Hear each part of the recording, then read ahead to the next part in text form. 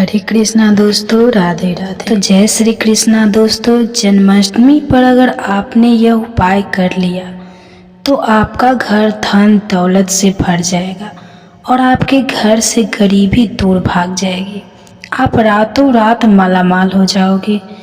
तो दोस्तों, इस वीडियो को अंत तक देखें, आपका भाग्य न चमक जाएगा। तो मुझे बताना, लेकिन वीडियो पूरा ही देखना। एक लाइक ज़रूर करें अगर आप भगवान कृष्ण से प्यार करते हैं, लड्डू गोपाल से प्यार करते हैं, राधा रानी से प्यार करते हैं, तो एक लाइक ज़रूर करना। जन्माष्टमी बार बार नहीं आती, तो सच्चे दिल से कमेंट बॉक्स में लिखे राधे राधे, जय श्री कृष्णा। दोस्तों, पंचांग के अनुसार इस साल भाद्रपद माह के कृष्ण पक्ष की अष्टमी तिथि की शुरुआत 26 अगस्त की रात 3:39 पर होगी और 27 अगस्त रात 2:19 पर इसका समाप्त होगा। तो ऐसे में दोस्तों, 26 अगस्त 2024 के दिन कृष्ण जन्माष्टमी का व्रत रखा जाएगा। तो हर साल भाद्रपद मास के कृष्ण पक्ष की अष्टमी तिथि को कृष्ण जन्माष्टमी के रूप में मनाया जाता है। तो द्वापर में श्री कृष्ण परम पुरुषोत्तम भगवान का जन्म भाद्रपद की अष्टमी तिथि रोहिणी नक्षत्र और चंद्रमा वृषभ राशि में मध्य रात्रि में हुआ।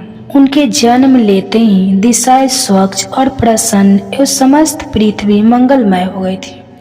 विष्णु के अवतार श्री कृष्ण के प्रकट होते ही जेल की कोठरी में प्रकाश फैल गया। कृष्ण के प्राकट्य से स्वर्ग में देवताओं की धूम दुबिया अपने आप बज उठी तथा सिद्ध और चारण भगवान के मंगलमय गुणों की स्तुति करने लगे। दोस्तों, जन्माष्टमी व्रत का महत्व। शास्त्रों में जन्माष्टमी के व्रत को 1000 एकादशी व्रत के समान माना गया है। 100 बार गंगा स्नान करने का जो पुण्य मिलता है, मात्र जन्माष्टमी का व्रत करने से प्राप्त हो जाता है। जाप का अनंत गुना फल देने वाला जन्माष्टमी के दिन ध्यान, जाप और रात्रि जागरण का विशेष महत्व है। इसलिए दोस्तों, जन्माष्टमी की रात में जागरण करके भगवान के भजन कीर्तन करने चाहिए। भविष्य पुराण में इस व्रत के संदर्भ में उल्लेख है कि जिस घर में यह देव का व्रत किया जाता है, वहाँ अकाल मृत्यु, गर्भपात, किसी भी माँ के बच्चे गर्भ में नहीं मरते, गर्भ ठहरता है, वैधव्य, दुर्भाग्य तथा कलह नहीं होती। जो एक बार भी इस व्रत को करता है, उसे श्री कृष्ण का आशीर्वाद प्राप्त होता है। वह प्राणी संसार के सभी सुखों को भोग कर विष्णु लोक में निवास करता है। जन्माष्टमी पूजन विधि हिंदू धर्म में भगवान श्री कृष्ण की पूजा सभी संकटों से निकालकर सुख, समृद्धि और सौभाग्य का वरदान देने वाली मानी गई है। जन्माष्टमी के दिन प्रातः जल्दी उठकर स्नान आदि से निर्वित होकर स्वच्छ वस्त्र धारण करें। इसके बाद पूर्व और उत्तर की ओर मुख करके व्रत का संकल्प लें। अगर नॉर्थ ईस्ट में भगवान कृष्ण को लगाया जाए तो आप अपने जीवन में धर्म युद्ध में खड़े हैं, कर्म क्षेत्र में खड़े हैं, तो वहाँ आपकी जीत सुनिश्चित है और आपकी जितनी भी परेशानियां हैं उन्हें कान्हा दूर कर देते हैं। माता देव की और भगवान श्री कृष्ण की मूर्ति या चित्र पालने में स्थापित करें। पूजन में देवकी, वासुदेव, बालदेव, नंद, यशोदा आदि देवताओं के नाम जपें। रात्रि में 12 बजे के बाद श्री कृष्ण का जन्म उत्सव मनाएं। दोस्तों, जन्माष्टमी पर कान्हा को पीले चंदन या फिर केसर का तिलक जरूर लगाएं। साथ ही साथ उन्हें मोर का मुकुट और बांसुरी जरूर अर्पित करें। लड्डू गोपाल को पंचामृत से अभिषेक कराकर भगवान को नए वस्त्र अर्पित करें एवं झूला झूलाएं। तुलसी डालकर माखन, मिश्री और धनिये की पंजीरी का भोग लगाएं। दोस्तों, तत्पश्चात आरती करके प्रसाद को वितरित करें। दोस्तों, कृष्ण जन्माष्टमी कब है? पंचांग के अनुसार इस साल भाद्रपद माह की कृष्ण पक्ष की अष्टमी तिथि की शुरुआत 26 अगस्त को हो रही है और 27 अगस्त रात को इसका समाप्त हो रहा है। ऐसे में 26 अगस्त 2024 के दिन कृष्ण जन्माष्टमी का व्रत रखा जाएगा।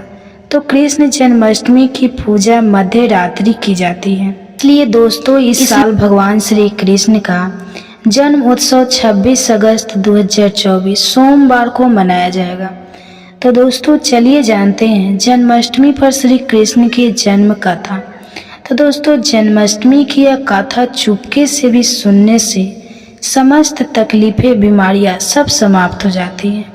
प्रीत दोष, मंगल दोष, काल सर्प दोष, शनि दोष तुरंत ठीक हो जाते हैं। तो आइए सुनते हैं जन्माष्टमी की कथा।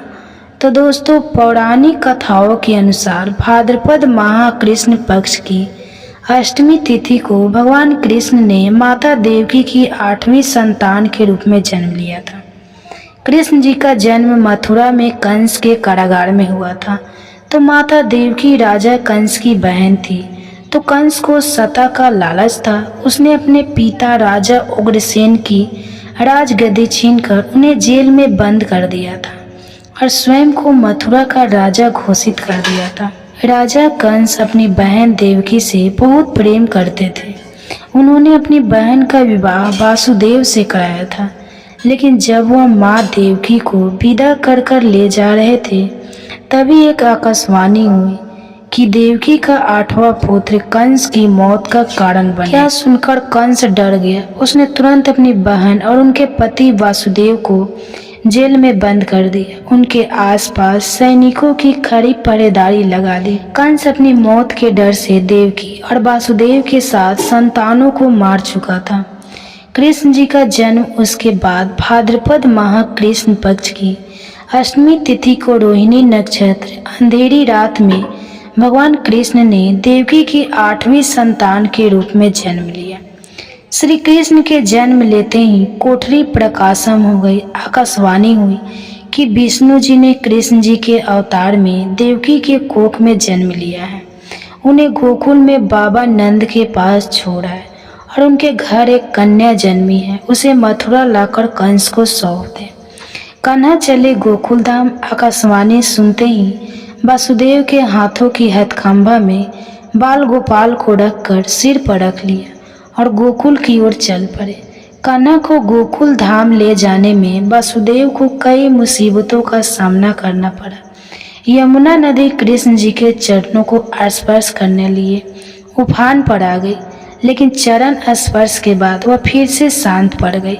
वह कान्हा को बाबा नंद के पास छोड़ा और गोकुल से कन्या को लेकर वापस लौटे।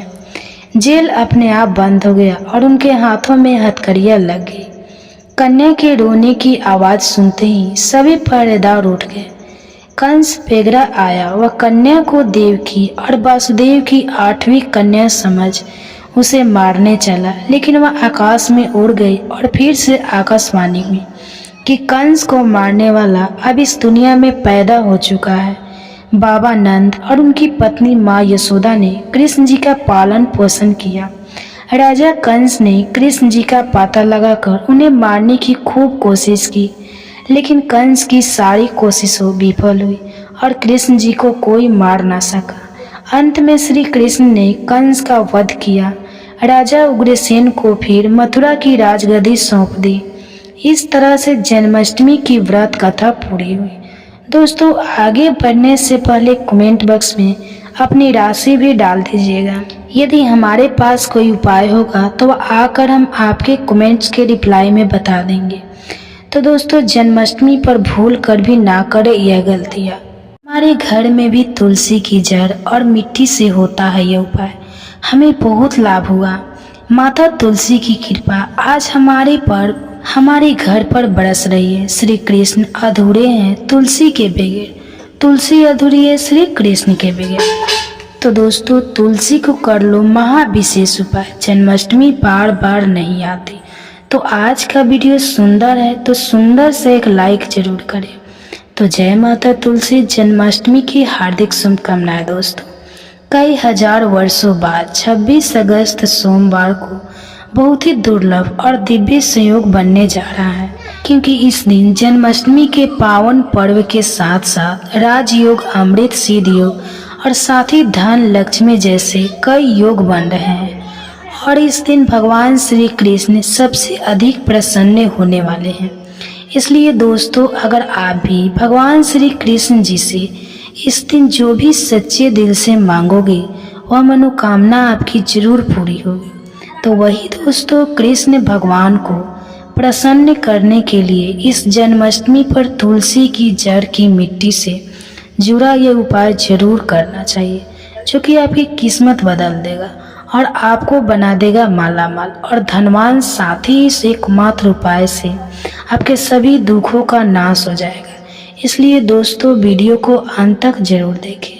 और दोस्तों, अगर आप भी अपने जीवन में भगवान श्री कृष्ण की कृपा पाना चाहते हैं तो इस वीडियो को लाइक करें, कमेंट में जय श्री कृष्ण राधे राधे लिखना ना भूलें। दोस्तों, जन्माष्टमी का पावन पर्व भगवान श्री कृष्ण जी के जन्मोत्सव के रूप में मनाया जाता है। भगवान कृष्ण जी का जन्म भादो मास की कृष्ण पक्ष की अष्टमी तिथि को रोहिणी नक्षत्र में हुआ था और उनके जन्म के दिन को आज भी काफी धूमधाम से मनाया जाता है।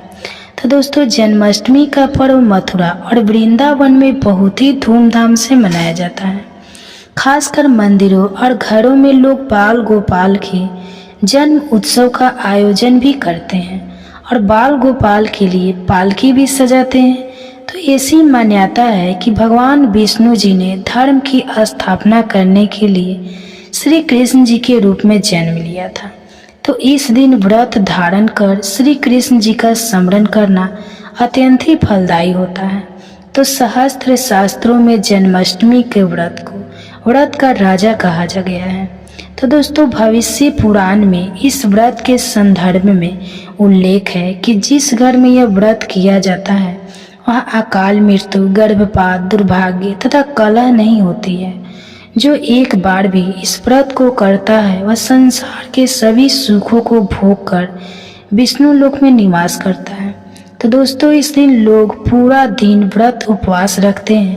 और आपको बता दें कि जन्माष्टमी का व्रत अष्टमी तिथि से शुरू होता है और इस व्रत का पारण नवमी तिथि में ही करना चाहिए, तभी इस व्रत का पूरा फल प्राप्त होता है।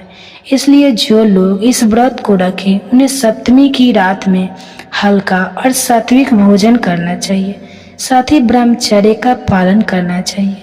दोस्तों, जन्माष्टमी का व्रत कुछ लोग निर्जला भी रखते हैं, तो वही कुछ लोग फलाहार करके भी इस व्रत को करते हैं। तो दोस्तों, जन्माष्टमी के दिन प्रातः काल जल्दी उठकर स्नान आदि करके स्वच्छ वस्त्र धारण करें। इसके बाद पूर्व या उत्तर दिशा की ओर मुंह करके बैठ जाएं और अपने हाथ में थोड़ा सा जल, पुष्प और अक्षत ले ले और जन्माष्टमी के व्रत का संकल्प करें।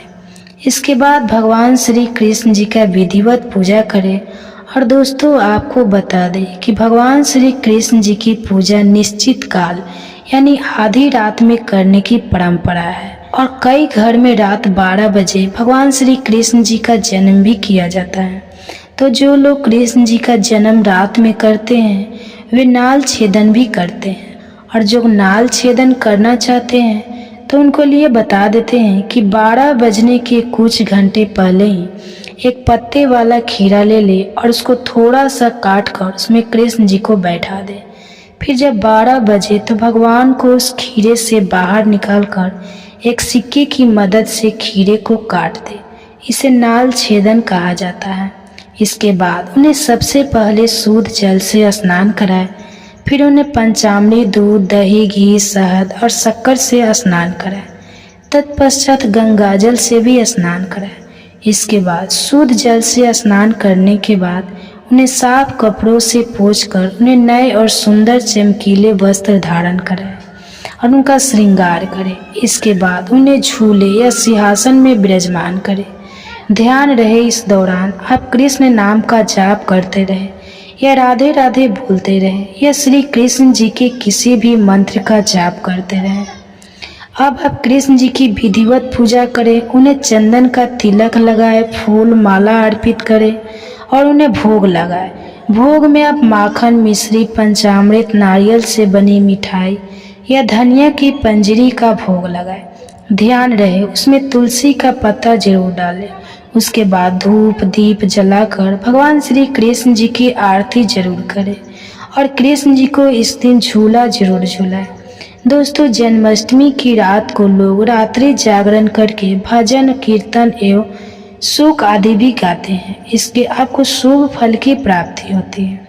तो आपको बता दें कि कुछ लोग रात्रि की पूजा के बाद ही अपने व्रत का पालन कर लेते हैं और कुछ लोग अगले दिन सूर्योदय के बाद अपने व्रत का पालन करते हैं। तो ध्यान रहे कि आप प्रसाद खाकर ही अपने व्रत का पालन करें। दोस्तों, इस दिन व्रत में आप रसीले फल का सेवन कर सकते हैं या आपके शरीर में पानी की कमी नहीं होने देंगे। तरबूज, खरबूजा, ककड़ी जैसे अधिक पानी वाले फल ले सकते हैं।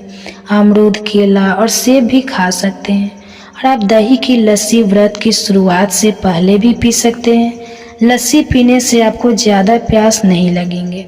तो दोस्तों, जन्माष्टमी पर रात को व्रत खोलते वक्त लोग कट्टू के आटे के व्यंजन और साबूदाने की खिचड़ी खाते हैं। यह दोनों चीज़ें हल्की होती हैं और इससे पेट भी भर जाता है।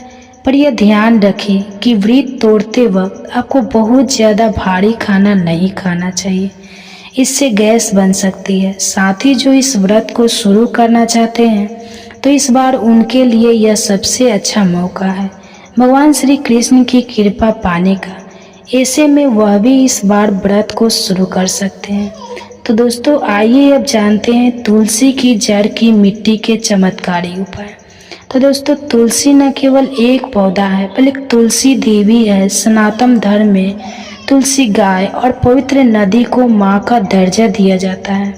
जैसे कि गंगा माँ कहा जाता है, गाय को गौ माता कहा जाता है, उसी तरह तुलसी को तुलसी मैया कहा जाता है।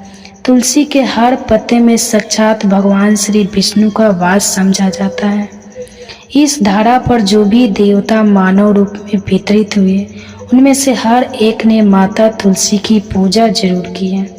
जिस घर में इसका वास होता है वहाँ आध्यात्मिक उन्नति के साथ सुख, शांति और आर्थिक समृद्धि स्वतः ही आती है। तो प्रतिदिन सुबह तुलसी के दर्शन करने मात्र से आप देखेंगे कि आपका पूरा दिन अच्छे से गुजरता है। जब भी आप सोकर सुबह उठे तब आप अपने चेहरे को देखने के बजाय तुलसी के पौधे को जरूर देख लें। सुबह शाम तुलसी की पूजा करने से हर पाप नष्ट हो जाता है। तुलसी के पौधे में लगी मिट्टी में समस्त तीर्थों का वास समझा जाता है। तुलसी की जड़ में माँ लक्ष्मी का वास समझा जाता है। इसके हर हिस्से में भगवान कृष्ण का वास समझा जाता है। तो दोस्तों, मंजरी में बजरंगबली का भाग समझा जाता है। कृष्ण प्रभु श्री राम और हनुमान जी महाराज को बिना तुलसी पत्ते के भोग नहीं चढ़ाया जाता है और ऐसा भोग भी सभी नहीं करते जिसमें तुलसी ना हो। तो दोस्तों, वास्तु शास्त्र में कहा जाता है कि जिस घर में तुलसी का पौधा लगा हो उस घर में कभी भी किसी भी तरह के रोग नहीं आते हैं। और कहाँ जन्म लिया था? तो मथुरा की जेल में। और इन्होंने अष्टमी तिथि को जन्म लिया था। इसलिए जो अष्टमी तिथि है भादो माह की रोहिणी नक्षत्र की, इस तिथि को आज हम जन्माष्टमी मान करके भगवान श्री कृष्ण जी की पूजा करते हैं। तो इस साल श्री कृष्ण की जो जन्माष्टमी है, जो भगवान श्री कृष्ण का जन्म उत्सव है, वह 26 अगस्त को मनाएंगे। हिंदू पंचांग के अनुसार भाद्रपद माह के कृष्ण पक्ष की अष्टमी तिथि की शुरुआत 25 अगस्त 2024 दिन रविवार को रात 3:39 पर होगी। वही इसका समाप्त 26 अगस्त 2024 दिन सोमवार को रात 2:19 पर होगी। ऐसे में जन्माष्टमी 26 अगस्त को मनाई जाएगी। तो ऐसी कौन सी चीज़ है जिन्हें श्री कृष्ण जन्माष्टमी के दिन घर में खरीद करके लाना चाहिए, जिससे हमारी आध्यात्मिक उन्नति हो, हमारा घर धन धान्य से परिपूर्ण बना रहे। जिस प्रकार तेरस तिथि को धनतेरस तिथि होती है, उस दिन बहुत सारी चीज़ों को घर में ला करके रखने से हमारे घर में धन दौलत की बरकत होती है।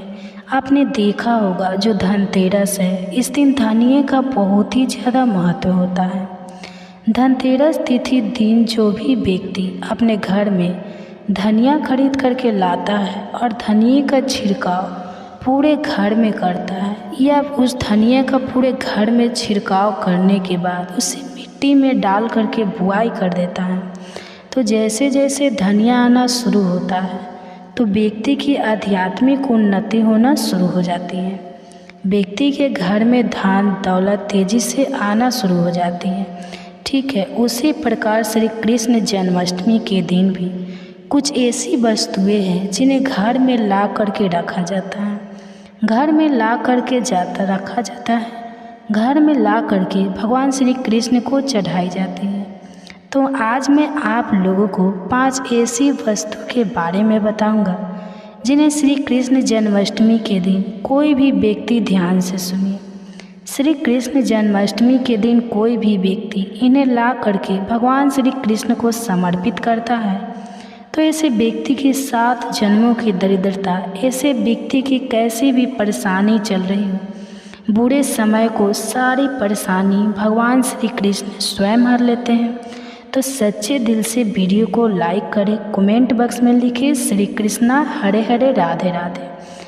तो कृष्ण जन्माष्टमी के दिन कौन सी ऐसी चीज़ है जिसे घर में ला करके रखना चाहिए, जिससे भगवान श्री कृष्ण कृपा प्राप्त कर सकते हैं। भगवान श्री कृष्ण को संसार के धन का धनपति कहा जाता है। तो ये दोस्तों, जो धन देने का अधिकार केवल लक्ष्मी माता को है, लेकिन किसके भाग्य में किसे कितना धन देना है, यह अधिकार भगवान श्री विष्णु जी को है और विष्णु जी भगवान श्री कृष्ण के स्वरूप हैं। तो भगवान श्री कृष्ण आज भी जागृत अवस्था में आपने देखा होगा पुरी में भगवान श्री कृष्ण का हृदय रखा है। तो जगन्नाथपुरी है, उसमें भगवान श्री कृष्ण का हृदय रखा है।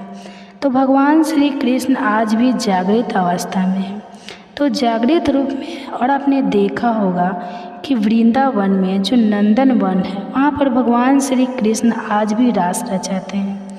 तो इस वीडियो को ध्यान से देखिए। श्री कृष्ण जन्माष्टमी के दिन यह चीज़ आप अपने घर में अवश्य लाइए, बिल्कुल आपका घर भी धन धान्य से परिपूर्ण बनेगा। आपके जीवन में चल रही परेशानी को इस चीज़ को लाने से समाप्त हो जाएगी। तो इस चीज़ का अपना अलग ही महत्व है। इस चीज़ को लाने से पहले सर्वप्रथम आपको अपने घर को साफ पानी से धो लेना है। फिर आपको अपने घर को एक बार गंगा जल से पूरी तरीके से छींटे मार देने हैं। अपने घर को पवित्र रखना है। फिर वस्तु को आपको ला करके भगवान श्री कृष्ण को समर्पित करनी है। तो आपको लाना क्या है? पहली वस्तु है दोस्तों, वह है शहद। हाँ, यह जो शहद है यह भगवान श्री कृष्ण को अत्यंत प्रिय है। ध्यान से सुनिए, भगवान श्री कृष्ण को अत्यंत प्रिय है शहद, जो देवी देवताओं को भोग के रूप में लगाते हैं। यह आपने देखा होगा, यह जो शहद है यह वास्तु दोष को भी दूर करता है। भगवान श्री कृष्ण को वास्तु का जनक माना जाता है। जहाँ पर भगवान श्री कृष्ण की बाल अवस्था रूप की मूर्ति रखी जाए, जिसे हम बाल श्री कृष्ण बोल सकते हैं, या फिर इस प्रकार के छोटे कृष्ण बोल सकते हैं, या फिर बाल गोपाल बोल सकते हैं। तो जहाँ पर बाल गोपाल की मूर्ति हो, इस प्रकार की मूर्ति को अगर शहद से स्नान करा दिया जाए, ध्यान से सुनिए, इस प्रकार की मूर्ति को शहद से अगर भगवान को स्नान करा दिया जाए, तो अभिषेक करा दिया जाए, और इस शहद को अगर कोई भी व्यक्ति थोड़ा थोड़ा खाना शुरू कर देते हैं, या फिर इस शहद का छींटा अपने घर में मारते हैं, तो यह घर के वास्तु दोष को समाप्त करता है। अगर व्यक्ति के जीवन में किसी भी प्रकार का दोष लगा हो, उस दोष को भी भगवान श्री कृष्ण निवारण करते हैं। इस प्रकार के दोषों से भगवान श्री कृष्ण से बचाते हैं। और जिस स्थान पर भगवान श्री कृष्ण को शहद से नहलाया जाता हो, वह स्थान व घर तीर्थों के समान हो जाता है। वह घर पवित्र हो जाता है। उस घर में साक्षात लक्ष्मी आती है। उस घर में कभी भी अन्न धन की कमी नहीं होती। यह पहला प्रयोग है श्री कृष्ण जन्माष्टमी का, आप जरूर करना। आपके जीवन में चल रही परेशानी, आपके जीवन में तरह तरह के सारे कष्ट दूर हो जाएंगे। दूसरी वस्तु के बारे में बता रहा हूँ, तो भगवान श्री कृष्ण को जो दूसरी वस्तु जो है, आप वीणा चढ़ा सकते हैं। जो वीणा है यह भगवान श्री कृष्ण को अत्यंत प्रिय है और माता सरस्वती की भी कहा जाए तो प्रिय है। ये एक प्रकार का वाद्य यंत्र है। तो जो व्यक्ति भगवान श्री कृष्ण को वीणा चढ़ाता है, ऐसे व्यक्ति की बुद्धि तीव्र हो जाती है। ऐसे जो व्यक्ति है ये आगे चल कर के गुणकारी बनते हैं।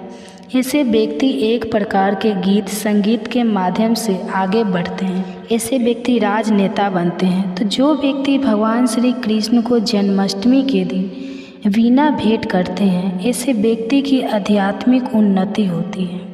ऐसे व्यक्ति राजनेता बनते हैं। फिर ऐसे व्यक्ति आगे चल कर के कहा जाए संगीत के माध्यम से आगे बढ़ते हैं। तीसरी वस्तु है वह मोर पंख। ध्यान से सुनिए दोस्तों, जो मोर पंख अगर कृष्ण जन्माष्टमी के दिन मोर पंख अगर आप ला करके भगवान श्री कृष्ण को समर्पित कर देते हैं तो मोर पंख को बहुत ही पवित्र माना जाता है। यह घर के सकारात्मक ऊर्जा को बढ़ाने का काम करता है। घर में नकारात्मक ऊर्जा हो उसे समाप्त कर देता है। भगवान श्री कृष्ण अपने मुकुट में स्वयं मोर पंख धारण किए हुए हैं। तो एक काम करना, श्री कृष्ण जन्माष्टमी के दिन मोर पंख अवश्य खरीद कर ले आना, भगवान श्री कृष्ण को समर्पित करना। इसे श्री कृष्ण को समर्पित करने के बाद इस मोर पंख को आपको अपनी तिजोरी में रख लेना है और यह आपके घर में धन धान्य की बरकत करेगा। अगर मोर पंख को सादे पानी से नहला करके अगर इस पानी के छींटे घर में मारेंगे तो आपके घर में जितने भी वास्तु दोष है वह समाप्त हो जाएंगे, क्योंकि मोर पंख को वास्तु दोष समाप्त करने वाला कहा जाता है। मोर पंख से जिस घर में मोर पंख से छींटे मारे जाए या फिर मोर पंख के पानी से जिस घर में छींटे मारे जाए, स्नान कराया जाए, तो उस घर में साक्षात लक्ष्मी निवास करती है। उस घर में साक्षात लक्ष्मी आ जाती है। जिस घर में लक्ष्मी आ जाए, जिस घर में भगवान श्री कृष्ण का छोटी सी बाल अवस्था मूर्ति रखी है, वह घर बिल्कुल अन्न धन से भर जाता है। चौथी वस्तु बता रही हूँ जिसे श्री कृष्ण जन्माष्टमी पर अवश्य ही लाना चाहिए, तो हमारे धर्म शास्त्रों में भी भूला जाता है। जो चौथी वस्तु बताऊंगा उसके बारे में हमारे धर्म शास्त्रों में भी बोला जाता है कि कोई भी व्यक्ति अगर कंदम के फूल भगवान श्री कृष्ण को ला करके श्री कृष्ण जन्माष्टमी के दिन समर्पित करते हैं तो ऐसे व्यक्ति की जन्म जन्मांतर कंगाली, ऐसे व्यक्ति के जीवन में चल रही परेशानी समाप्त हो जाती है। क्योंकि भगवान श्री कृष्ण ने स्वयं कदम के वृक्ष पर बैठ करके बांसुरी बजाई है। कदम के वृक्ष को बहुत ही उत्तम वृक्ष माना जाता है। चाहते तो भगवान श्री कृष्ण पीपल के वृक्ष पर बैठ कर के बांसुरी बजा सकते थे, लेकिन उन्होंने ऐसा नहीं किया, क्योंकि कदम वृक्ष को भगवान श्री कृष्ण आशीर्वाद प्राप्त है। यह जो कदम वृक्ष है यह लोगों के दुख तकलीफ का भी निवारण कर सकते हैं। और ऐसा माना जाता है कि कदम वृक्ष अगर कोई भी व्यक्ति मनोकामना बोलते हुए किसी भी बुधवार के दिन अगर जो हरा कलर का धागा होता है यह बांधा जाए तो सभी प्रकार के मनोरथ की पूर्ति होती है। सभी प्रकार की जो परेशानी है सामने बोलते हुए बांधे तो उसका निवारण होता है। तो कृष्ण जन्माष्टमी के दिन आप भी जो है अवश्य कदम का फूल लाए और भगवान श्री कृष्ण को समर्पित कर दीजिए।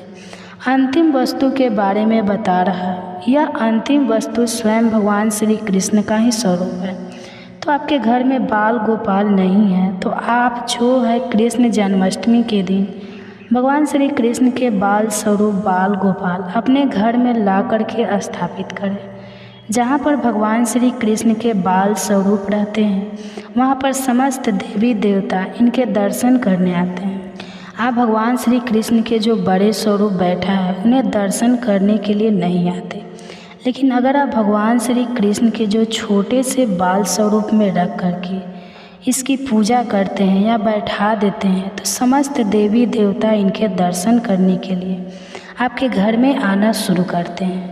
आपको दिखाई नहीं देंगे, सूक्ष्म रूप में आते हैं, क्योंकि जो भगवान श्री कृष्ण की छोटी जो मूर्ति कहे जाने वाले जो बाल स्वरूप है यह ला करके घर में स्थापित करते हैं तो आपकी आध्यात्मिक उन्नति होगी। आपके जीवन में चल रही सारी परेशानियों का निवारण हो जाएगा।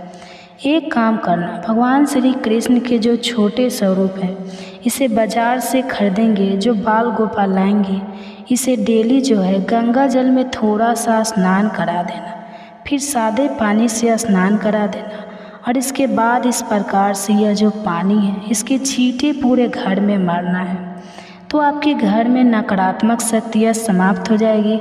आपके घर में किसी ने तंत्र बाधा, बुरी नज़र, बुरी शक्तियाँ डाली है वह समाप्त हो जाएगी। आपके घर में लक्ष्मी का बंधन हो गया है, इसके कारण लक्ष्मी आना रुक चुकी है। आपके जीवन में धन का अभाव, कर्ज का भार बढ़ चुका है। तो भगवान श्री कृष्ण को नहलाएंगे, यह पानी पीना शुरू कर दीजिए। इस पानी का पूरे घर में छींटा मार दीजिए तो आपका घर कुछ दिनों के भीतर में धन वैभव से परिपूर्ण बन जाएगा। और देखते ही देखते आप अपने घरों के आसपास में रहने वाले जो पड़ोसी हैं, घर के आसपास में रहने वाले जो लोग हैं उनसे ज़्यादा धनवान बनना शुरू हो जाएंगे, उनसे जल्दी तरक्की पाना शुरू कर देंगे। तो हमने वीडियो में बताया है श्री कृष्ण जन्माष्टमी के दिन यह 5 चीज़ ला करके अपने घर में अवश्य स्थापित करें।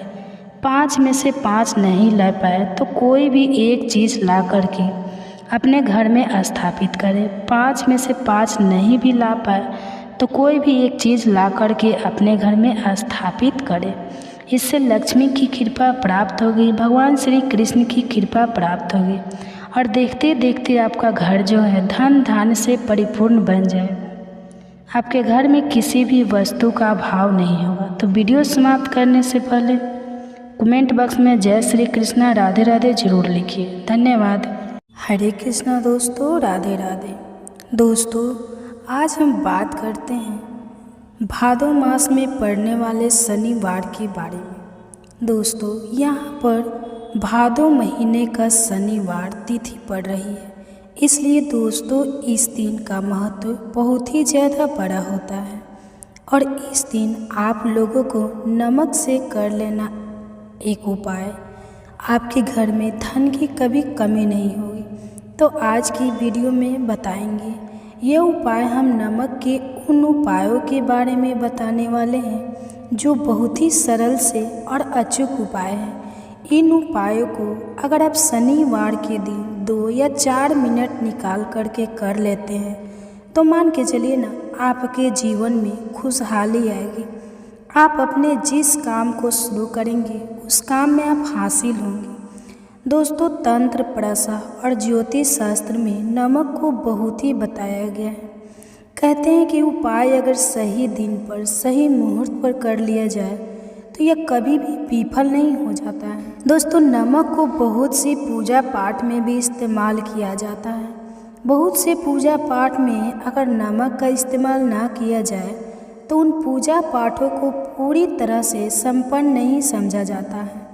और घर के नमक के डिब्बे में चुपचाप रख देना यह गुप्त चीज़ माता लक्ष्मी जी के आशीर्वाद से आपके जीवन में होगी धन की वर्षा और आप बन जाएंगे धनवान।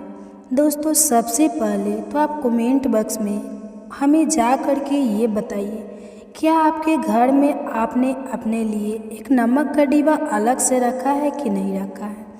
क्योंकि यदि आपके पास अलग से एक नमक डिब्बा नहीं रखा है तो आज ऐसे डिब्बे का इंतज़ाम कर लीजिए जिसमें आपको नमक भरना होगा। क्योंकि जिस उपाय के बारे में आज आपको हम बता रहे हैं उस उपाय में सिर्फ आपको नमक के डिब्बे में वह गुप्त चीज़ है जिसके बारे में तंत्र शास्त्र में लिखा हुआ है।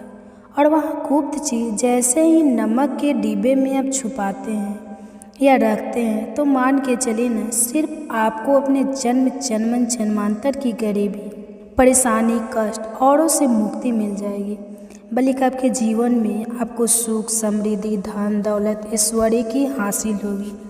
एक बात को समझ लीजिए दोस्तों, एक व्यक्ति के घर में जो नमक होता है वह सीधे सीधे उस व्यक्ति के आर्थिक स्थिति से संबंध रखता है।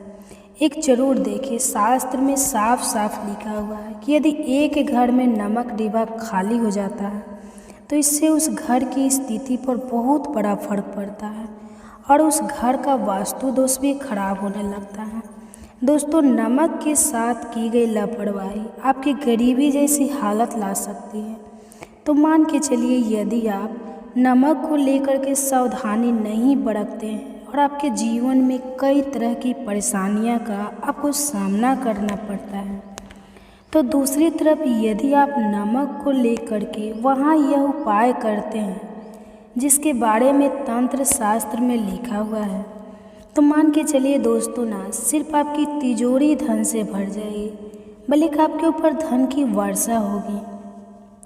यहाँ तक आपके आने वाली 7 पीढ़ियाँ भी धन पर राज करेंगे। दोस्तों, यदि आप लोग करोड़पति बनना चाहते हैं, आप चाहते हैं कि आपके जीवन से हर तरह की गरीबी, परेशानी, कष्ट, समस्याएं, दुख, दरिद्रता से आपको मुक्ति मिल जाए, आपके जीवन में कभी भी आपको किसी भी तरह के कष्ट का सामना ना करना पड़े, साक्षात आपको माता लक्ष्मी जी का वह वरदान और वह आशीर्वाद मिले, जिसके पश्चात आपके घर पर धन की वर्षा हो, आपकी आने वाली 7 पीढ़ियाँ भी पैसों पर राज करें, तो आज की इस वीडियो को लास्ट तक बिना भगाए देखिएगा, क्योंकि नमक एक बहुत साधारण सी चीज़ है और नमक लगभग हमारे भारत में हर घर में होता है, किंतु उपायों को करना कैसे है यह हर व्यक्ति को नहीं पता होता है। तो दोस्तों, आज इस वीडियो में हम आपको तंत्र शास्त्र के अनुसार नमक के उन उपायों के बारे में बताने जा रहे हैं, जिन उपायों के यदि सही विधि विधान से सही मुहूर्त पर आप कर लेते हैं तो माता लक्ष्मी जी का वह वरदान और वह आशीर्वाद आपको मिल जाता है, जिसके पश्चात आपके जीवन में आपको सफल होने से कोई नहीं रोक पाएगा। देखिए दोस्तों, बहुत ध्यान से सुनिए। कब माता लक्ष्मी जी को यदि प्रसन्न करना है तो तंत्र शास्त्र आपको नमक के भाव उपाय करना चाहिए, जो आपको हम बता रहे हैं। और यह उपाय यदि आपने सही मुहूर्त पर कर लिया तो सिर्फ आपके बल्कि आपके पूरे परिवार के जीवन में एक चमत्कारी और सकारात्मक बदलाव आएगा। आपको बल्कि आपके परिवार को लक्ष्मी का वरदान और आशीर्वाद मिलेगा, जिसके पश्चात आप लोगों के जीवन में आप लोग बहुत ही आगे जाएंगे, बहुत ही सफल होंगे। इसलिए यदि आप चाहते हैं कि माँ लक्ष्मी सदैव आपकी और आपके परिवार पर बनी रहे, तो माता लक्ष्मी के आशीर्वाद से आप बहुत ही उन्नति करें, बहुत ही आगे जाए, तो दोस्तों कमेंट बॉक्स में जाइए और तुरंत लिख दीजिए जय महालक्ष्मी। अपने वीडियो को लाइक नहीं किया है तो वीडियो को लाइक कर दीजिए। और हाँ, जितने भी हमारे प्यारे प्यारे भाई और बहनें हैं, अगर हमारे आवाज़ आज पहली बार सुन रहे हैं तो वीडियो को लाइक करें और चैनल पर पहली बार आए हैं तो सब्सक्राइब कर लें और साथ में बेल आइकन को भी प्रेस कर लें। दोस्तों, स्वाद नमक के बिना होता है, वैसे ही मनुष्य के जीवन में भी नमक के बिना उसका पूरा जीवन अधूरा समझा जाता है, क्योंकि नमक न सिर्फ घर के वास्तु दोष से संबंध रखता है, बल्कि नमक एक व्यक्ति की आर्थिक स्थिति को भी दर्शाता है।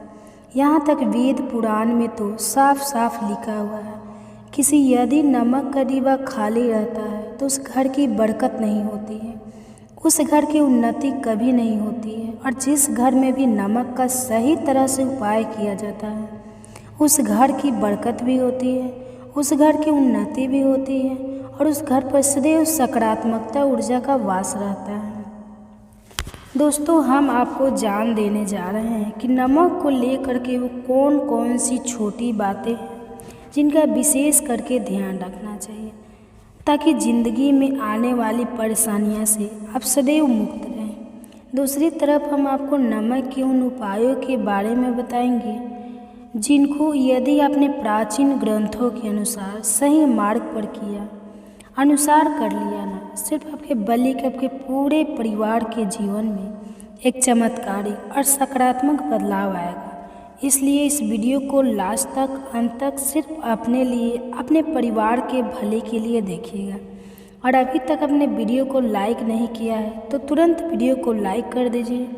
सबसे पहले उपाय जो हम आपको बता रहे हैं वह दरिद्रता से मुक्ति पाने का महा उपाय मान लीजिए। आपके घर पर दरिद्रता पैर पसार लिए हैं, आपके घर में जितने भी लोग हैं उनकी आपस में बनती नहीं है, आपके घर के जितने भी लोग हैं वो जो भी काम करते हैं उस काम में बहुत सारी परेशानियां आती हैं, बहुत बाधाएं आती है, आपके घर की उन्नति और बरकत पूरी तरह से रुक चुकी है।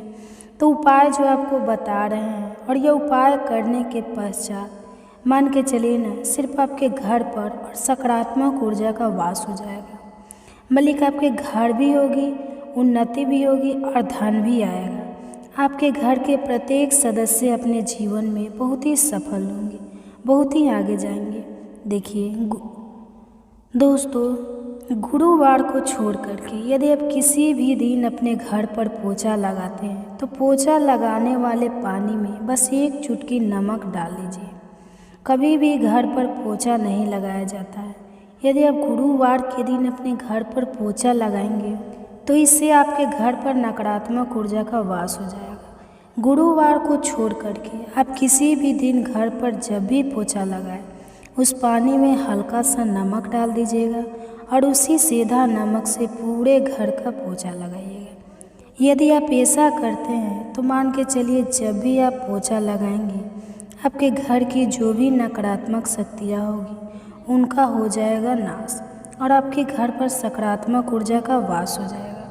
और जिस घर में भी सकारात्मक ऊर्जा का वास होता है उस घर में माता लक्ष्मी जी जरूरी बात करने जाती हैं और उधर की बंद हो जाती है। आप मेहनत करते हैं, आप परिश्रम करते हैं, परंतु आपको उसका फल नहीं मिलता। तो आप ये देख रहे हैं आपके जीवन में फिजूल खर्ची बढ़ती चली रही है, तो यह महा उपाय कीजिए, आपको बता रहे हैं।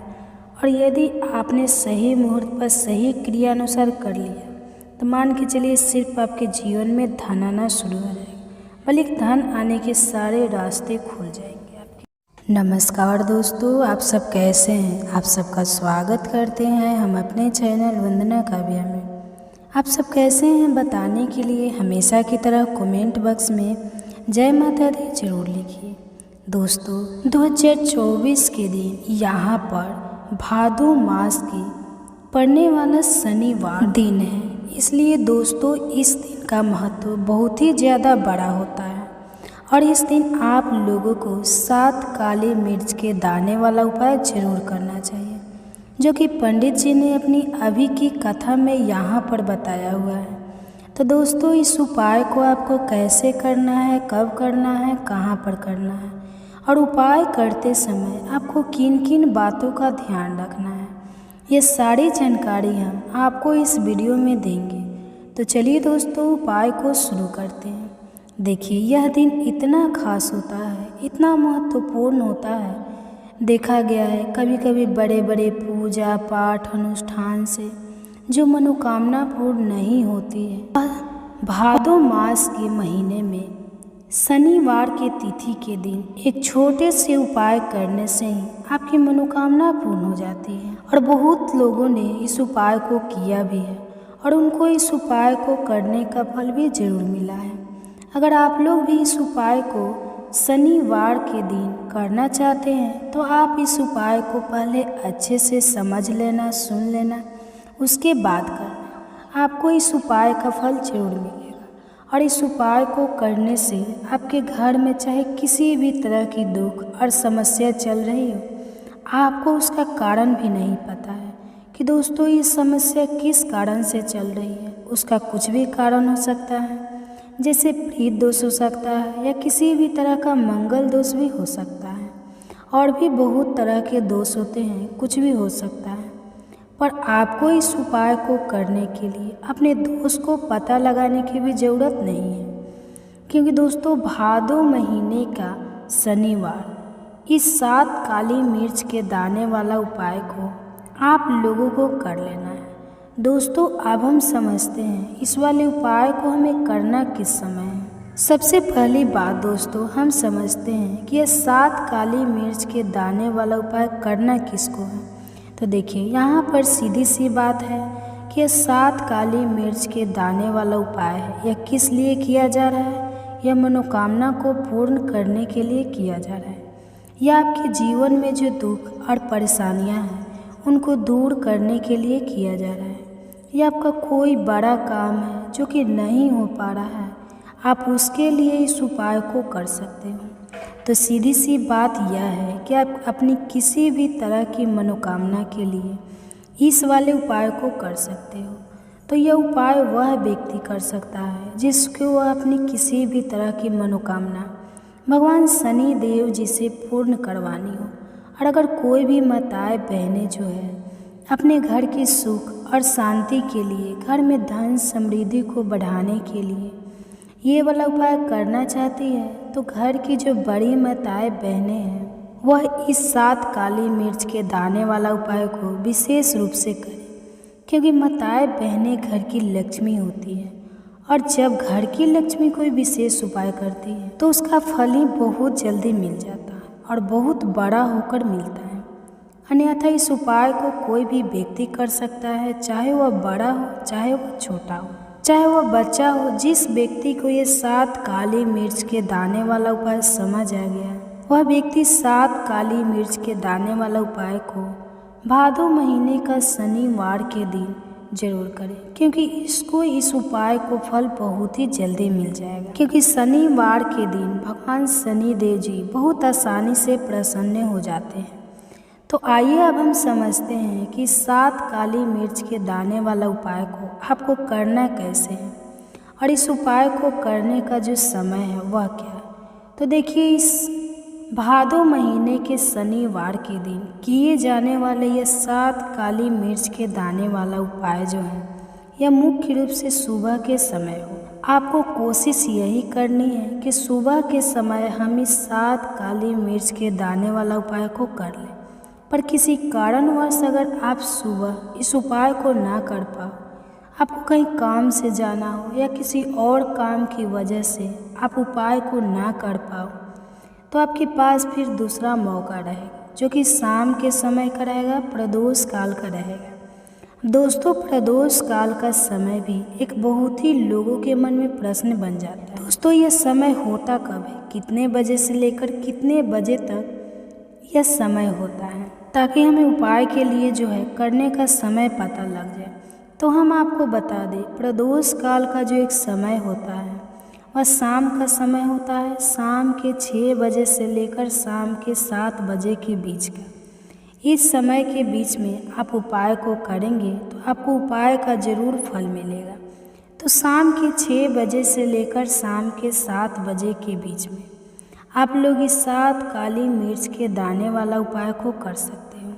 तो बहुत सारे लोग यहाँ पर यह प्रश्न भी ज़रूर करेंगे कि दोस्तों, हम तो नौकरी पर जाते हैं, हम अपनी ड्यूटी पर जाते हैं और आने में हमें देर हो जाती है, तो इस जगह पर हमें क्या करना चाहिए। तो देखिए, उन लोगों को भी टेंशन लेने की ज़रूरत नहीं है। अगर आप लोग इस उपाय को शाम के समय प्रदोष काल में कर रहे हैं और आप आने में देरी भी हो जाती है, आपको आने में 7 बजे तक आप नहीं पहुंच पाते हैं, दोस्तों आप 7 बजे या रात 8 बजे तक भी अगर उपाय को करोगे तो भी चलेगा। और अगर इससे भी थोड़ी देर हो जाती है तो भी आप उपाय को कर सकते हैं, क्योंकि सावन महीने में शनिवार का दिन है, यह दिन बहुत ही कम आता है और पूरे साल भर में। इसलिए जब आपको मौका मिल जाए, जब आप इस उपाय को ज़रूर कर लें। कोई भी उपाय हो आप कभी भी कर सकते हो।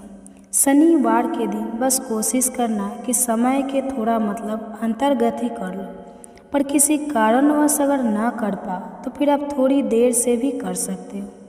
आपको उपाय का फल जरूर मिलेगा। तो कौन सा उपाय है, कैसे करना है, वह आपको बताएंगे। लेकिन उससे पहले आपको बता दें कि शनिवार का जो दिन होता है, इस दिन काली मिर्च के जितने भी उपाय किए जाते हैं बहुत ही ज़्यादा इफ़ेक्टिव होता है। काली मिर्च आपके जीवन की बहुत बड़ी बड़ी समस्या को दूर कर देती है। काली मिर्च के किए गए उपाय आपके जीवन की गरीबी को दूर कर देते हैं। निर्धनता कभी आपके घर में लौट कर नहीं आती है। साथ ही साथ शनि ढैया और शनि की 7.5 से भी आपको छुटकारा मिल जाता है, क्योंकि इस उपाय को करने से शनिदेव की विशेष कृपा भी आपको मिलती है और कभी भी आपके जीवन में फिर दुख और कष्ट लौट कर नहीं आते हैं। बहुत सारे लोग ऐसे भी होते हैं जो कहते हैं कि हमारा जो वह बहुत कमज़ोर है, हमारा भाग्य हमारा साथ नहीं देता है।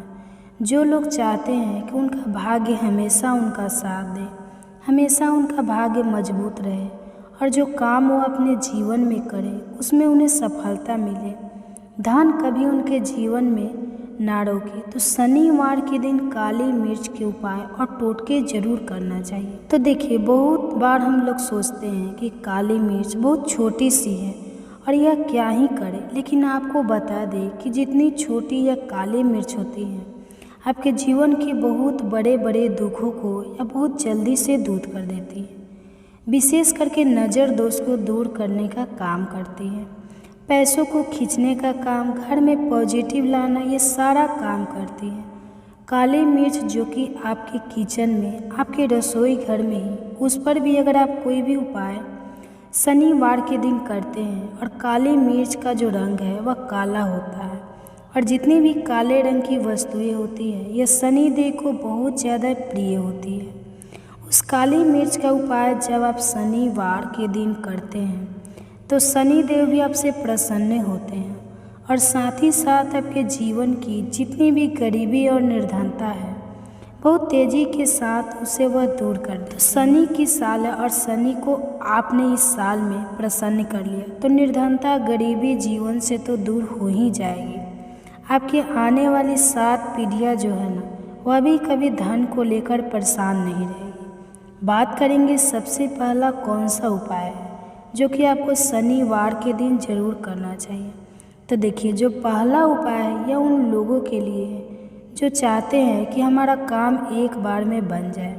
जैसे मान लीजिए आपने कोई भी काम करना है, आप चाहते हैं कि मेरा एक काम एक बार में बन जाए और मेरे इस काम में कोई अड़चन ना आए, कोई रुकावट ना आए, क्योंकि बहुत बार ऐसा होता है कि हम बहुत बड़े ज़रूरी काम के लिए बाहर निकलते हैं लेकिन हमारा वह काम नहीं हो पाता है, हमें रुकावट आती है, अड़चन आती है, कुछ ना कुछ ऐसा हो जाता है कि काम बनता बनाया भी बिगड़ जाता है।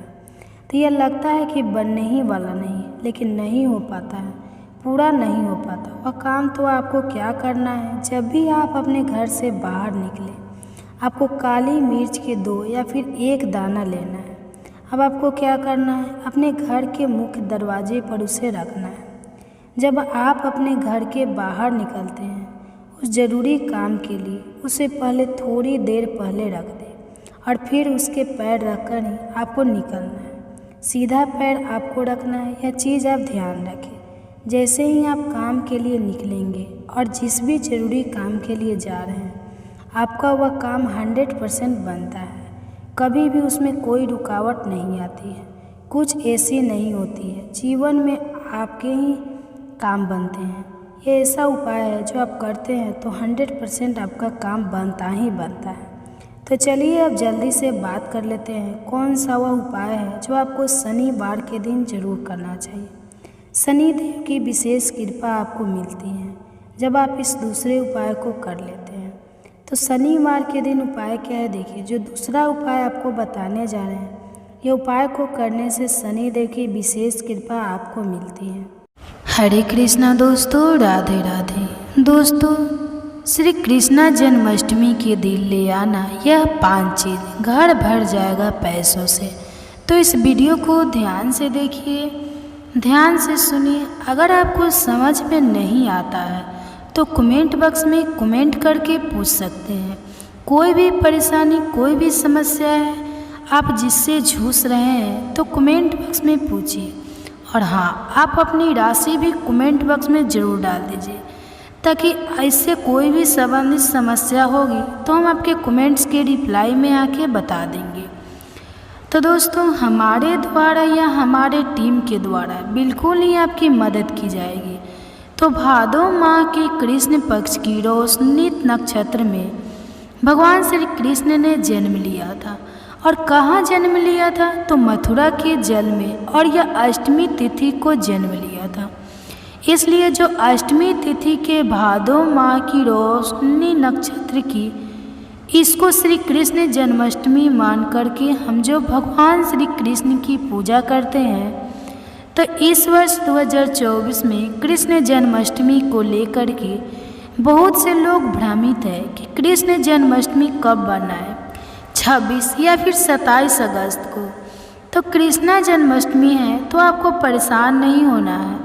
आइए बाद में जानते हैं। तो दोस्तों, जो 26 अगस्त दोपहर 3:37 पर यह भाद्रपद माह के कृष्ण पक्ष की जो है अष्टमी तिथि शुरू होगा। और अष्टमी तिथि की ही हम सब जो है कृष्ण जन्माष्टमी मनाते हैं। और इसकी जो समाप्ति रहेगी दोस्तों 27 अगस्त को 4:14 में समाप्त हो जाएगी। तो 26 या फिर 27 अगस्त को कृष्ण जन्माष्टमी मनाए तो जितने भी गृहस्थ साधक है, जैसे कि हम सभी लोग जितने भी गृहस्थ साधक है, 26 अगस्त को इस वर्ष 10:24 में कृष्ण जन्माष्टमी मनाएंगे। और जो साधु संत सन्यासी वैष्णव संप्रदाय के लोग हैं, साधु संत है, सन्यासी हैं, ऐसे लोग 27 अगस्त को कृष्ण जन्माष्टमी मनाएंगे। क्योंकि दोस्तों रोहिणी नक्षत्र जो 26 अगस्त को ही है, और रोहिणी नक्षत्र जब लगे तब हम सबको जो है कृष्ण जन्माष्टमी मनाना चाहिए। और पूजा करने का जो शुभ समय रहेगा दोस्तों, वह भी मैं आप लोगों को थोड़ा सा बता दूं कि आप कितने समय पूजा कर सकते हैं कृष्ण जन्माष्टमी के दिन। तो दोस्तों रात्रि 11:57 में जो पूजा करने का शुभ मुहूर्त शुरू होगा, जिसकी समाप्ति तिथि रहेगी 12:42, अर्थात 46 मिनट का आपको कुल समय रहेगा। इस समय आप जो पूजा करते हैं भगवान श्री कृष्ण अति शीघ्र प्रसन्न होते हैं। तो ऐसी कौन सी चीज़ है जिस समय श्री कृष्ण जन्माष्टमी के दिन घर में खरीद करके लाना चाहिए, जिससे हमारे आध्यात्मिक में उन्नति हो, हमारे घर धन दौलत से परिपूर्ण बनी रहे। जिस समय 13 तिथि को जो धन से तिथि होता है, उस दिन बहुत सा घर में ला कर के रखने से हमारे घर में धन दौलत की बरकत होती है। आपने देखा होगा जो धनतेरस है, इस दिन धनिया का बहुत ही ज़्यादा महत्व होता है। धनतेरस तिथि के दिन कोई भी व्यक्ति अपने घर में धनिया खरीद करके लाते हैं और उस धनिया का छिड़काव पूरे घर में करते हैं। यह उस धनिया को पूरे घर में छिड़कने के बाद उसे मिट्टी में डाल करके बो देते हैं। जैसे जैसे उस धनिया को खाना शुरू करते हैं तो व्यक्ति की आध्यात्मिक उन्नति होना शुरू हो जाते हैं। व्यक्ति घर में धन दौलत तेजी से आना शुरू हो जाते हैं। ठीक है, उसी तरह श्री कृष्ण जन्माष्टमी के दिन भी कुछ ऐसे वस्तुएं हैं जिसे घर में ला करके रखा जाता है, घर में ला करके खाए जाते हैं, घर में ला करके भगवान श्री कृष्ण को चढ़ाए जाते हैं। तो आज मैं आप लोगों को 5 ऐसे वस्तु के बारे में बताऊंगा जिससे श्री कृष्ण जन्माष्टमी के दिन कोई भी व्यक्ति ध्यान से श्री कृष्ण जन्माष्टमी के दिन कोई भी व्यक्ति इसे ला करके भगवान श्री कृष्ण को समर्पित करते हैं तो ऐसे व्यक्ति के साथ मन की दरिद्रता, ऐसे व्यक्ति की कैसी भी परेशानी चल रहा हो, बुरा समय चल रहा हो, सारे की सारे परेशानियों को भगवान श्री कृष्ण स्वयं हर लेते हैं। आप भी अगर भगवान श्री कृष्ण को मानते हैं, भगवान श्री कृष्ण के प्रति आपकी आस्था है, तो कमेंट बॉक्स में जय श्री कृष्ण सदा से जरूर लिखना। और हाँ, वीडियो में आगे बढ़ने से पहले अभी तक आपने हमारे चैनल को सब्सक्राइब नहीं किया है तो हमारे चैनल को सब्सक्राइब कर लें और इस वीडियो को पूरा देखें। इस वीडियो को फ़ायदे के लिए पूरा ध्यान से देखना, ध्यान से सुनना कि जो जानकारी समझ में नहीं आती है बाद में चल कर के आपको समझ में आएंगे। तो इस जानकारी को किसी पेन कॉपी में लिख लेना, बाद में चल कर के यह जानकारी आपको आगे काम आएंगे। तो श्री कृष्ण जन्माष्टमी के दिन कौन सी ऐसी चीज़ है जिसे हमें घर में ला कर के रखना चाहिए, जिससे भगवान श्री कृष्ण की कृपा हासिल हो। भगवान श्री कृष्ण को संसार के धन का धन पति कहा जाता है। हाँ मित्रों, जो धन देने का अधिकार केवल लक्ष्मी माता को है, परंतु किसके भाग्य में किसे कितना धन देना है यह अधिकार भगवान श्री विष्णु जी को है और विष्णु जी ही भगवान श्री कृष्ण के स्वरूप हैं। तो भगवान श्री कृष्ण आज भी अवस्था में आपने देखा होगा कि प्यार में भगवान श्री कृष्ण के हृदय रखे गए हैं। जो जगन्नाथपुरी है उसमें भगवान श्री कृष्ण के हृदय रखे गए हैं। भगवान श्री कृष्ण आज भी जागृत अवस्था में है। जागृत रूप में। और आपने देखा होगा वृंदावन में जो नंदन वन है, वहाँ पर भगवान श्री कृष्ण आज भी रास रचाते हैं। तो इस वीडियो को ध्यान से देखिएगा। जन्माष्टमी के दिन यह चीज़ आप जो अपने घर में जरूर लाइए, बिल्कुल ही आपके घर भी धन दौलत के परिपूर्ण बनेंगे। आपके जीवन में चल रही परेशानियां को इस चीज़ को लाने के बाद समाप्त हो जाएंगे। तो इस चीज़ का अपना महत्व है। इस चीज़ को लाने से पहले सर्वप्रथम आपको अपने घर को सारे साफ पानी से धो लेना है। फिर आपको अपने घर को एक बार गंगा जल से पूरे तरीके से छींटे मार देना है। अपने घर को पवित्र करना है। फिर इस वस्तु को आपके ला करके भगवान श्री कृष्ण को समर्पित करना है। तो आपको लाना क्या है? पहला वस्तु है दोस्तों, वह है शहद। हाँ दोस्तों, शहद है, यह भगवान श्री कृष्ण को अत्यंत प्रिय है। ध्यान से सुनिए, भगवान श्री कृष्ण को अत्यंत प्रिय है शहद। तो शहद जो है देवी देवताओं को भोग में लगाते हैं। आपने देखा होगा जो शहद है यह वास्तु दोष को भी दूर करते हैं। भगवान श्री कृष्ण को वास्तु का जनक समझा जाता है। जहाँ पर भगवान श्री कृष्ण के बाल अवस्था रूप का मूर्ति रखा जाए, जिसे हम जो है बाल श्री कृष्णा बोल सकते हैं, या फिर एक तरह के छोटा कृष्णा बोल सकते हैं, या फिर बाल गोपाल बोल सकते हैं।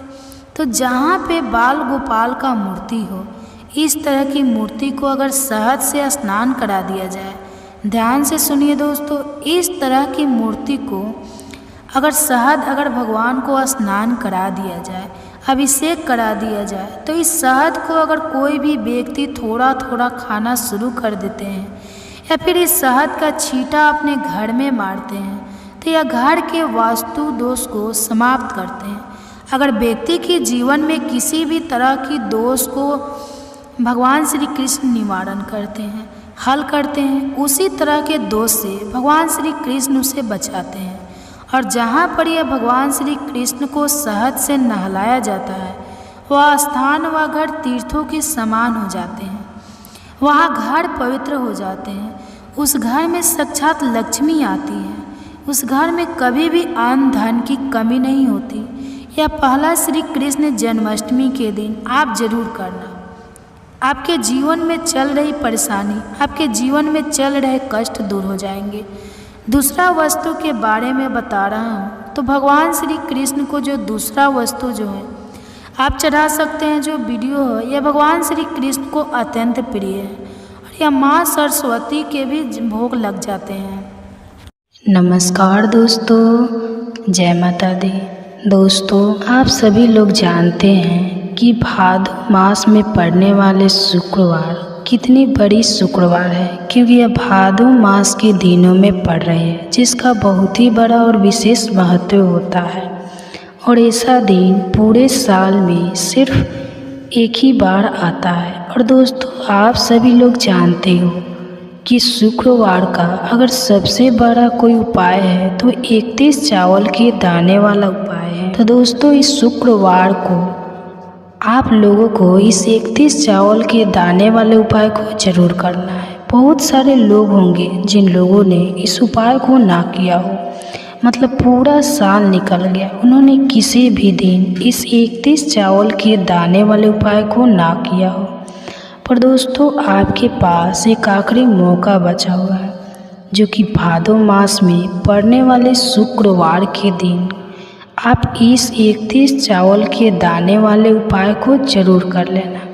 भले ही आपने पूरे महीने भर इस उपाय को ना किया हो, पर अगर आपने इस भादो महीने की शुक्रवार के दिन इस वाले उपाय को कर लिया, तो आपको इस उपाय को करने का वह फल मिलेगा जिसकी आपने कभी कल्पना भी नहीं की होगी। इसलिए आप लोग इस वाले उपाय को एक बार जरूर कर लेना, ताकि आप लोगों के हाथ से यह मौका ना जा सके और आपको इस उपाय को करने का फल मिल सके।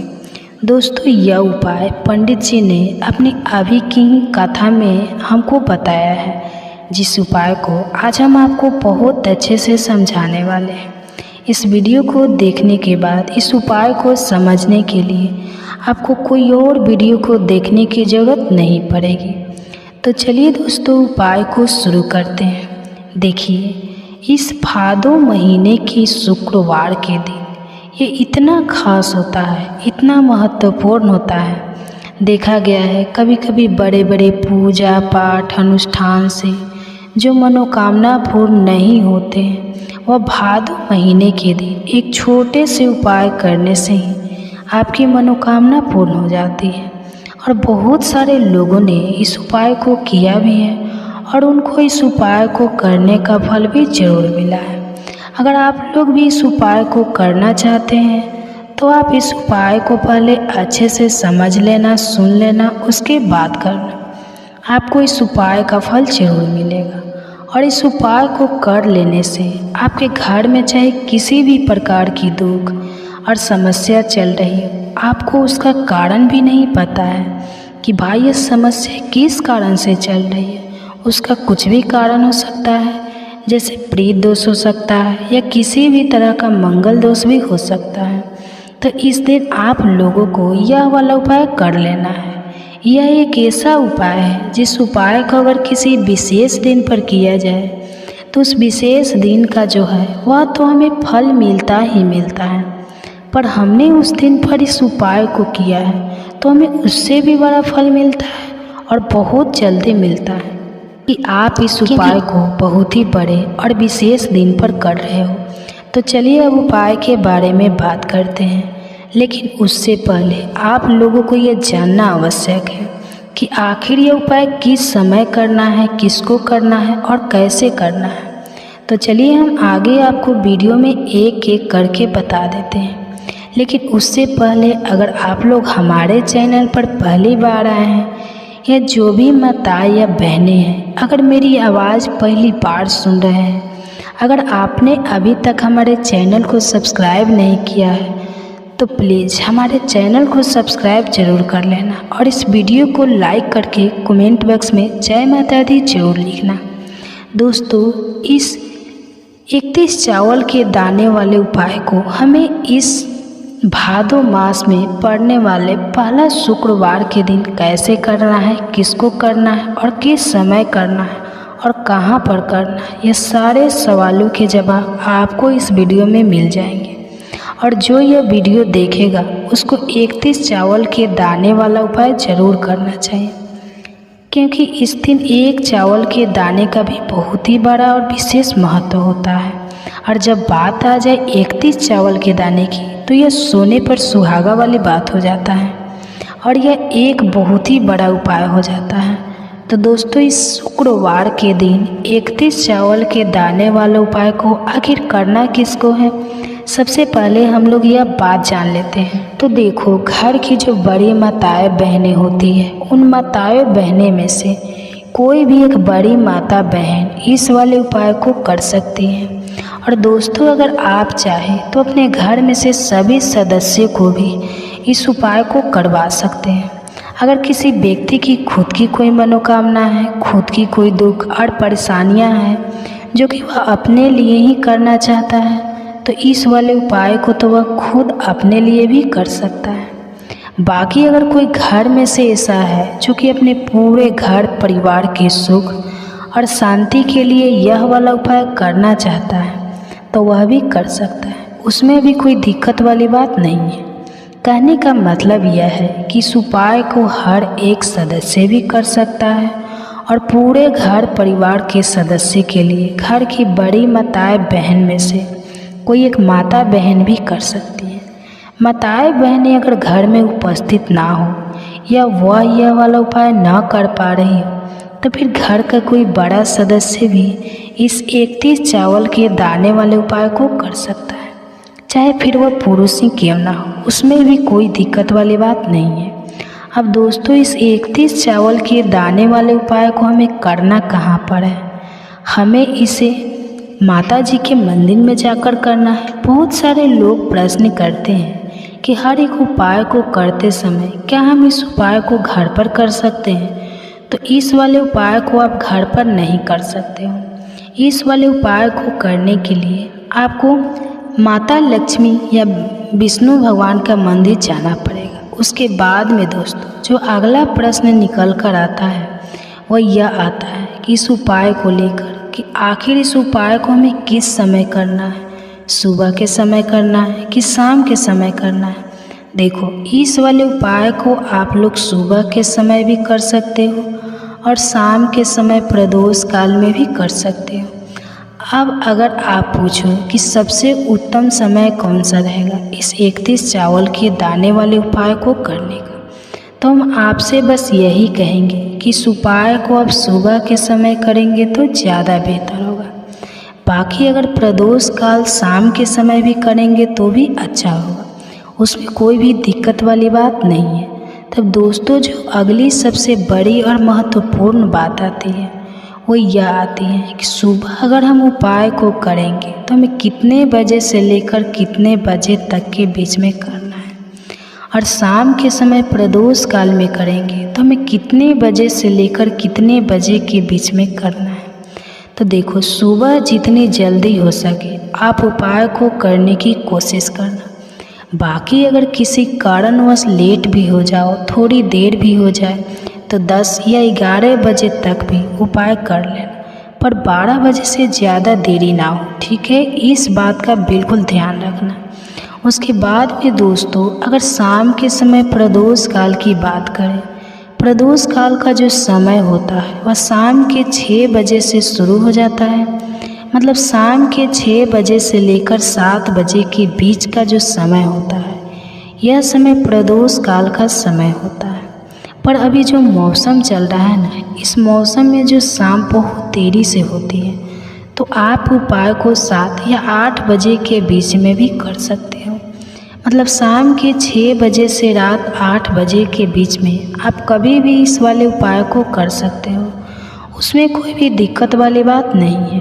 अब दोस्तों, यहाँ पर इस उपाय को लेकर एक और सबसे बड़ी बात यह निकल कर आती है कि इस 31 चावल के दानों को हमें लेना कहाँ से होता है, और हमें इस उपाय को करने के साथ में और क्या कुछ भी सामग्री ऐसी होती है जो मंदिर में लेकर जानी पड़ जाती है। तो देखिए, यहाँ पर हम आपको बता दें, सबसे पहले आप लोग यह जान लो कि ये जो 31 चावल के दाने वाला उपाय है, सिर्फ और सिर्फ आप उपाय की सामग्री लेकर माता जी के मंदिर मत जाना, क्योंकि हमें माता जी के सामने यह नहीं दर्शाना है कि अगर हम माता जी के मंदिर आए हैं तो अपने फायदे के लिए आए हैं। इसलिए जो भी पूजन सामग्री है, उपाय सामग्री है, 31 चावल के दाने, इसके साथ में आपको पूजन सामग्री भी जरूर लेकर जाना है।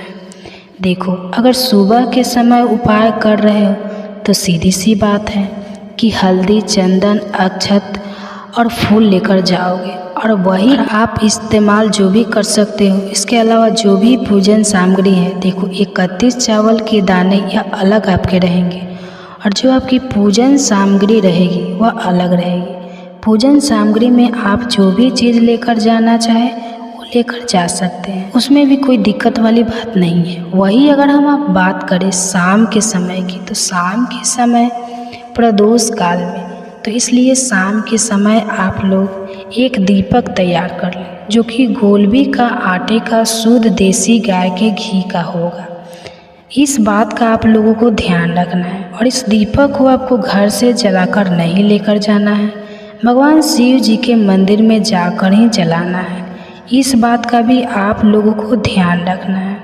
दोस्तों, यहाँ पर हमें इस बात को समझना है कि 31 चावल के दाने हमें लेना कहाँ से है। क्या हमें दुकान से लेकर आना है, या हमें अपने घर से लेना है, या कहाँ से लेकर आना है, और कौन से चावल लेना है, क्योंकि चावल भी बहुत प्रकार के होते हैं। तो देखो, इन सभी सवालों के जवाब आप लोग एक बात में सुन लो कि यह जो उपाय है, इस उपाय में आपको यह नहीं देखना है कि भाई कौन से चावल है, कौन से चावल नहीं है। बस जो भी चावल ले रहे हैं वह चावल का दाना साबुत होना चाहिए, मतलब टूटा हुआ नहीं होना चाहिए। यह बात आपको ध्यान रखना है। बाकी आपका चावल बासमती हो या सादा चावल हो या कोई सा भी चावल हो, उसमें कोई भी दिक्कत वाली बात नहीं है। सीधी सी बात है कि आपके घर के रसोई घर में जहाँ पर आप भोजन बनाते हो, वहाँ पर जो भी चावल आपके उपस्थित हो, उन चावलों में से अपनी एक कटोरी भर लेना या एक मुट्ठी चावल अलग से निकाल कर रख लेना, क्योंकि हमें 31 चावल ही यहाँ पर इस उपाय को लेने हैं। तो हमें इस चावल के दाने गिन कर निकालने पर बहुत समय लगेंगे, तो इस बात का आप लोगों को ध्यान रखना है। तो अपने उस चावल की कटोरी में से या चावल में से 31 ऐसे चावल के दाने आप लोग निकाल लें जो टूटे हुए ना हो, उनमें कोई दाग ना लगा हुआ। अच्छे साबुत चावल के दाने 31 दाने आप लोग निकाल कर रख और इन्हें किसी भी एक कागज़ की पीढ़िया में या किसी एक छोटी सी कटोरी में आप लोग रख लो, ताकि यह सुरक्षित रहे। आपको एक भी चावल का दाना इधर उधर ना हो और आपका उपाय भी पूरा अच्छे से हो जाए। तो जैसे ही आपका उपाय की जो सामग्री है 31 चावल के दाने यह तैयार हो जाते हैं, उसके बाद में आपको जो भी अपनी पूजन सामग्री है, सुबह के समय कर रहे हो तो आपको पूजन सामग्री करके लेकर जाना है। नमस्कार दोस्तों, आप सबका स्वागत है हमारे चैनल वंदना काव्या में। तो आप सब कैसे हैं बताने के लिए हमेशा की तरह कमेंट बॉक्स में हर हर महादेव जरूर लिखिएगा। दोस्तों, यहाँ पर आज हम बात करेंगे भादो मास में पड़ने वाले पहला शुक्रवार के बारे में। दोस्तों, इस दिन का महत्व बहुत ही ज़्यादा बड़ा होता है और इस दिन आप लोगों को एक दीपक वाला उपाय जरूर करना चाहिए, जो कि पंडित जी ने अपनी अभी की कथा में बताया हुआ है। तो दोस्तों, इस उपाय को आपको कैसे करना है, कब करना है, कहाँ पर करना है और उपाय को समय आपको किन किन बातों का ध्यान रखना है, ये सारी जानकारी हम आपको इस वीडियो में देंगे। तो चलिए दोस्तों, उपाय को शुरू करते हैं। देखिए, यह दिन इतना खास होता है, इतना महत्वपूर्ण होता है, देखा गया है कभी कभी बड़े बड़े पूजा पाठ अनुष्ठान से जो हमारी मनोकामना पूर्ण नहीं होती है, वह शुक्रवार के दिन एक छोटे से उपाय करने से ही आपकी मनोकामना पूर्ण हो जाती है। और बहुत सारे लोगों ने इस उपाय को किया भी है और उनको इसको करने का फल भी जरूर मिला है। अगर आप लोग भी इस भादो मास के पहला शुक्रवार के दिन अगर इस उपाय को करना चाहते हैं तो पहले अच्छे से समझ लेना, सुन लेना, उसके बाद करना। आपको इस उपाय का फल जरूर मिलेगा और इस उपाय को करने से आपके घर में चाहे किसी भी तरह की दुख और समस्या चल रही है तो उसका कारण भी तो आपको पता नहीं ना कि दोस्तों यह समस्या किस कारण से चल रही है। उसका कुछ भी कारण हो सकता है, जैसे प्रेत दोष हो सकता है या किसी भी तरह का मंगल दोष भी हो सकता है और भी बहुत तरह के दोष होते हैं, कुछ भी हो सकता है। पर आपको इस उपाय को करने के लिए अपने दोष को पता लगाने की भी ज़रूरत नहीं है।